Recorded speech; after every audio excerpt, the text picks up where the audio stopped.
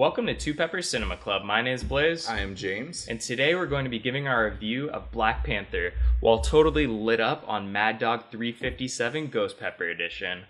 So this is a sauce I've been looking forward to trying. I hear a lot about Mad Dog 357, and I wanted to start it off a little bit differently, not going straight for the Mad Dog 357 bottle, but going for the Ghost Pepper Edition. I feel like that's probably the stepping stone to Mad Dog. We're getting a little crazy, and we're going to get right into our review, straight out of Wakanda, Black Panther. Mad Dog 357 was a sauce I was really looking forward to, and it makes sense to use it when we're reviewing one of the most anticipated movies of the year, and we're only 2 months into the year already with Black Panther. So let's dig in with this. The heat is definitely there on this one. Wow, it actually is really tasty. It has a really good sweetness to it, but I do feel the pain building right away. I actually just recently tried this sauce with one of my friends. Shout out to Gamer B-Dog. Mm-hmm. He was like crying when he immediately tried this, and it was killing me. I was laughing so hard. Oh man, the heat is there. Woo! And what movie better to bring the heat than Black Panther? Yeah. First and foremost, I want to say that like new YouTube watchers, this movie's not really geared towards our taste. I'm not really a fan of superhero movies in general. I started getting superhero fatigue around Thor and Captain America coming out. You had it like pretty early in your life, though. You had it like at The Dark Knight. Daredevil. Like, yeah. And that was like the fourth like of the big series. Yeah. Elektra, all these great movies that history has since forgotten about. Yeah. But I gotta say, Black Panther is actually all right. It's not like a great movie, but I was actually impressed, like for the most part. I definitely say it's not a bad movie. It's not as crazy as everyone's going almost apeshit over it that it makes no sense. But it's better than most superhero movies in a way. But it's just like everyone's going so crazy apeshit over it, and like you can't talk bad about it. I love that people are getting excited about it, but I don't like that people are getting militant about the film. Yeah. That's the part that I have a problem with on both sides. Like you literally see it on both sides. Like I don't know why this movie is so politicized. Like you have people on the right saying like, "Oh, it's fucking what is it? It's a liberal garbage." And you have people on the left that are like, "If you don't like Black Panther, you're a fucking racist." I didn't not like it. I don't know. Right. I just thought it was all right. Like it wasn't bad. There were things that I think were clear flaws about it. Yeah. And I'd like to discuss those. It has its eye roll moments, especially when it's like the Marvel part of the movie.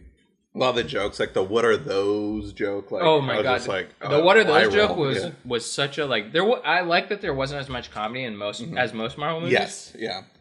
But to be honest, I wouldn't have noticed because my audience didn't laugh at anything. The only thing they laughed at are the "what are those" joke, which I was just like, really, Logan Paul, like, or not Logan Paul. Yeah, is it Logan? Jake? Whatever the fuck. Jake Paul is literally in a Marvel movie right now. Yeah. with that statement. But anyways, past the Jake Paulness, some of the issues I had with the movie were, okay, the idea, like a lot of people are really, really praising Killmonger. And I think he is a cool idea for a villain, but I think he was majorly squandered by the use of making him so overly evil because he's a character we could easily sympathize with. His parents were killed, like his father was killed, he was left to be an orphan. He became just like this broody guy who went into war and just started getting kills and killing people, and like that helped him like emotionally, I guess. Yeah, like almost a reverse superhero origin story. Like actually Black Panther doesn't so much have an origin story, it's more just explained how he got his powers. But with him though, he actually has the intro to the movie explain where he came from and why he became how he was and stuff. Yeah, some of the coolest lines, I like guarantee Ryan Coogler, like that's his homie right there with what's called Fruitvale Station and Creed. And of course, I'm sure it was his choice to bring him in for Black Panther, so he wrote all the best lines for him, I'd say. But yeah, definitely. But what I'm saying is like I feel like the character is squandered because did you feel relatable to him at all? Did you feel like you could relate to that character? Or like did you understand where he was coming from? I think it's very important in a movie, not just a superhero movie. It should be more important in a superhero movie, but it's important for a movie to actually be relatable to the villain. To be the villain that you can see as someone realistic, not just overly evil. Right. I think a lot of people will say, oh, Loki is the best villain in the Marvel Cinematic Universe. I don't think he is. I think he's very unrealistic. You don't really... it's not so much that you don't know which side he's picking. It's that I don't understand why he's doing any of the things he's doing. They just don't make sense. Right. Over 8 movies, it still doesn't make sense. Yeah. I think my favorite villain in like the Marvel Cinematic Universe is who's the guy from the second Avengers? Ultron. Ultron, yeah. Ultron was the best because you could understand where he's coming from. He's like an AI. Like, it's realistic to the reality we live in. We think like, oh, AI could really wipe out the whole universe. It's something you like understand. You know where it's coming from. Where like Killmonger, he's coming from the idea like he wants to get revenge for the people who killed his father and like fucked up his whole story. They overly make Killmonger evil so that you could never side with him. You're just like, you can kind of side with him in the beginning, but then when he just starts killing people just for fun, you're like, oh, that's okay, Black Panther has to win. Like, you can't even side with Killmonger for 1 second. Like, a good villain you should be able to side with or understand, be able to put yourself in their shoes and understand where they're coming from. But there's no way you could do that with Killmonger. Like, there's literally no way. I don't know. That's my idea. My personal. Yeah. Oh, it's a cool villain though. I thought Marvel's finally kind of starting to realize that their villains are so very poor in all their movies, but the fact that people are praising him for that villain just shows how weak after 20, however many films, is it 12 films? Yeah. It shows how weak every single villain in all of their movies has been. That a lackluster villain like this, people are praising. You know where I'm coming from.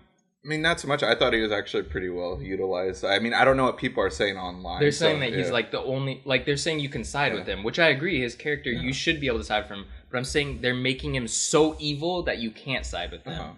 Like, is there anyone at the end of the movie that understands where he's coming from?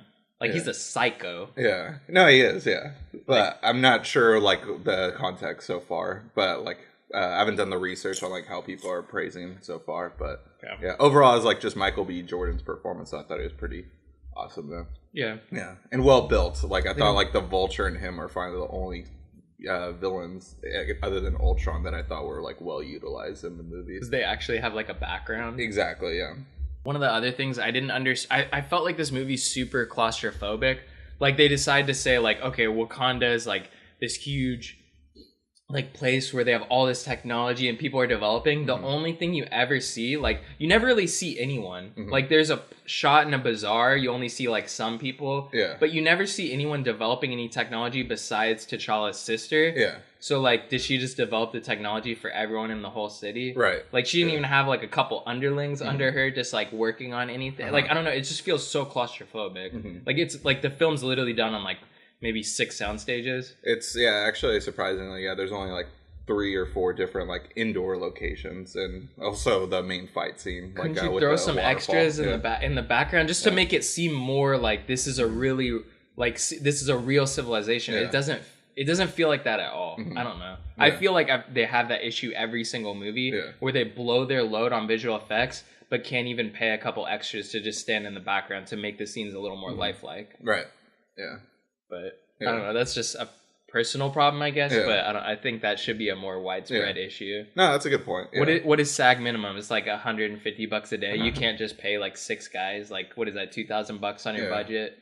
I don't know. Just a little personal thing here. One other Marvel fatigueness that I've had though, and like a problem with their movies, is the love interest. I always felt like Lupita Nyong'o, I felt like didn't have the best chemistry. Like she was a little more developed, but then like Natalie Portman's character in Thor. But that's just another problem that Marvel needs to fix. One of the things that I did like was I thought a lot of people bring up that Marvel soundtracks and scores are always like very bland and you don't really notice it. But a lot of it has a recurring action scene theme whenever the Black Panther is fighting in his suit, and then also during the moments where he's fighting for the throne of the king, like at the waterfall. There's also the use of African drums during those, and that I thought stood out, which was pretty cool. I agree with that. I think all the like use of African drums. I even would say some of the little. There was this recurring like hip hop beat that would come in, and they would like mix it with the orchestra, but it wasn't done well at all. It was literally different. It was 2 different tracks that they just put on top of each other. They didn't even mix it. And I would play devil's advocate a little bit here. I love all the African themes. I actually really liked the hip hop like beat. I thought that was really cool. But I would say take out all the orchestral stuff. It did not work. And it was just trying to play that same kind of Marvel theme that never entered our brain after 13 movies. It doesn't mean anything to us. just cut out the orchestral stuff. It wasn't good. Throw in the song that they kept advertising the movie with. Yeah. That song wasn't even in the, like, was that even in the credits? I don't think so. Throw that, just get rid of all the orchestral stuff, put in the actual hip-hop that the movie, that they kept advertising was basically going to be in the movie and wasn't in the movie. Yeah. I thought that would have made more sense, and it would have been a lot cooler, and it would have had its own, like, kind of thing. But I understand they wanted to make it kind of bland and Marvel Cinematic Universe. But it would have been its own thing if it had, like, actual hip-hop and the songs that they kept promoting the movie with. Yeah. Like, I literally thought the whole soundtrack was going to be, like, hip-hop. Right, yeah. And I thought it was going to be like Daredevil, where it uses, like, 2000 rock music, but instead, like, more, like, you know, modern, like, hip-hop music. But yeah, exactly. Which they only really used, like, 2 songs, I think, the whole movie, and that was it. It was just that, like, a car chase scene, and that was it. Yeah, I didn't even hear. I just heard, like, the beats. I just heard the beats, but, like, I didn't ever hear, like, any... I'm not saying there has to be lyrics, but it'd be sick if it was just, like, beats going to some of the fight scenes. But I guess there's not too much action, but... Yeah. And also with some of the Marvel action scenes, there's never really any stakes, but I thought for the first time with the waterfall scenes, those are actually cool action moments. Like, those are the scenes that stood out the most action-wise. Actually, whenever he's in his Black Panther suit, I was just like, I want to see the waterfall fight scenes instead. When they stripped him of, like, the power too, like, every time that was cool. With the waterfall, they strip him of, like, his Black Panther superpowers. Essentially, that was cool, because you actually feel like, oh, shit, he might... I mean, you know he's not going to die. This is the titular character. It's common for the Marvel, like, hero to, like, have a scene of failure towards the villain, but that was like a, whoa, fuck, like, he got knocked out of the waterfall by Michael B. Jordan. I thought that was, like, a savage moment. Yeah, I definitely, like, I enjoyed that. Another thing I would say I really enjoyed was all, like, the kind of fairy tale aspects. Like, it does this awesome thing of, like, the telling of, like, this ancestral realm. And then, like, basically what all the Black Panthers have done before. Like, it's something that's been handed down. The intro story was, like, awesome. Like, all done with that, like, sand, the black kind of graphite sand. Like, that was really cool. Everything that felt like them taking that flower.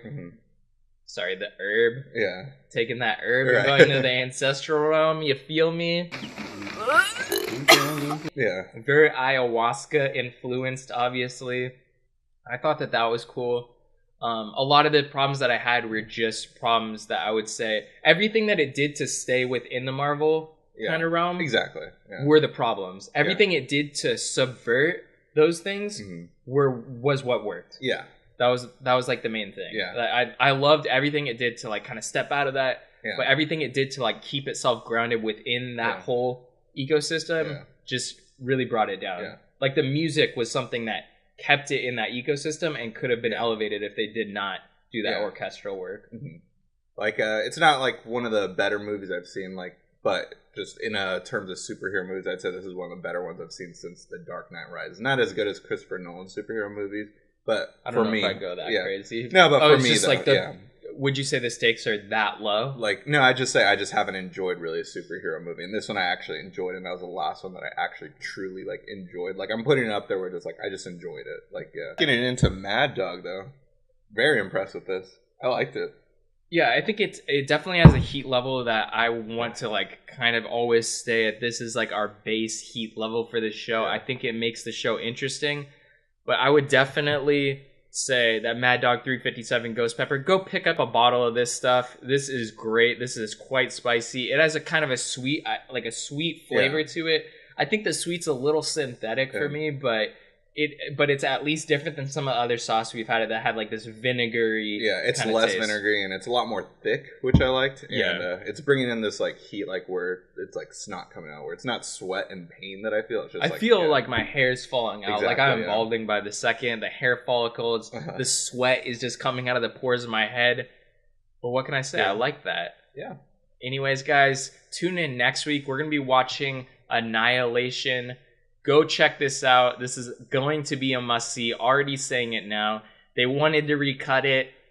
The director said, nah, not today. And we're going to be reviewing Annihilation next week on Da Bomb Beyond Insanity. So tune in next week, guys.